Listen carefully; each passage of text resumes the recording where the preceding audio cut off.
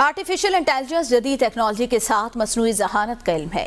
Women university Multan شعبہ institute of computer science and information technology کے زیر اہتمام emerging trends and challenges on artificial intelligence کے موضوع پر 2 روزہ انٹرنیشنل کانفرنس منعقد ہوئی۔ کانفرنس میں ملکی اور غیر ملکی چائنا، کوریا، کینیڈا کے ریسرچرز نے شرکت کی۔ اس حوالے سے مزید جانتے ہیں ملتان سے نمائندہ ABN نیوز اشرف جاوید کی رپورٹ میں۔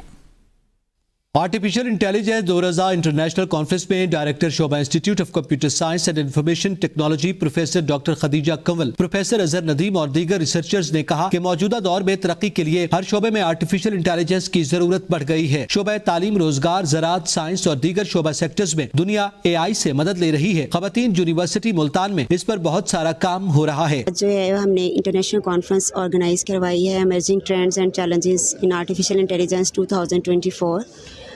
ہم نے ڈفرینٹ انوویٹرز کو، ریسرچرز کو، ڈیولپرز کو جو ہے وہ دعوت دی ہے تاکہ وہ آئیں اور آ کے ہماری کانفرنس میں اپنے پیپرز کو پریزنٹ کریں، اپنے ڈفرینٹ آئیڈیاز کو پریزنٹ کریں۔ انہوں نے کہا کہ ہم نے مختلف ڈیولپرز اور انویسٹرز اور ریسرچرز کو کانفرنس میں ان کے آئیڈیاز، ریسرچ پیپرز کو ویمن یونیورسٹی کی طالبات کے سامنے پیش کرنے کے لیے دعوت دی ہے تاکہ ان کے کام سے سیکھ سکیں۔ Director computer science professor Azhar Naeem, UET Lahore conference سے ہمیں نئی چیزیں سیکھنے کو ملی ہیں۔ ینگ جنریشن کو نیو انوینشن بارے کانفرنس کے ذریعے بتانا مقصد ہے۔ ڈاکٹر عدنان عابد نے کہا کہ آرٹیفیشل انٹیلیجنس فیوچر کی فیلڈ ہے۔ کانفرنس میں شرکاء نے طالبات کو اہم علم سے روشناس کروایا ہے تاکہ عملی زندگی میں فائدہ مند ہو۔ ویمن یونیورسٹی کا اچھا اقدام ہے کہ اہم شعبے پر انٹرنیشنل کانفرنس منعقد کروائی ہے۔ ویمن یونیورسٹی ملتان میں آرٹیفیشل انٹیلیجنس کے موضوع پر پہلی کامیاب کانفرنس منعقد کروانے کا مقصد طالبات کو دنیا میں ہونے والی انوینشنز اور مستقبل میں مصنوعی ذہانت کے علم کو بروئے کار لاتے ہوئے پاکستان کو کیسے ترقی کی طرف گامزن کیا جا سکتا ہے۔ شرکاء نے طالبات کو AI کی فیوچر پلاننگ بارے تفصیلی بریفنگ دی۔ کیمرامین عبدالرحمان کے ساتھ اشرف جاوید، ABN نیوز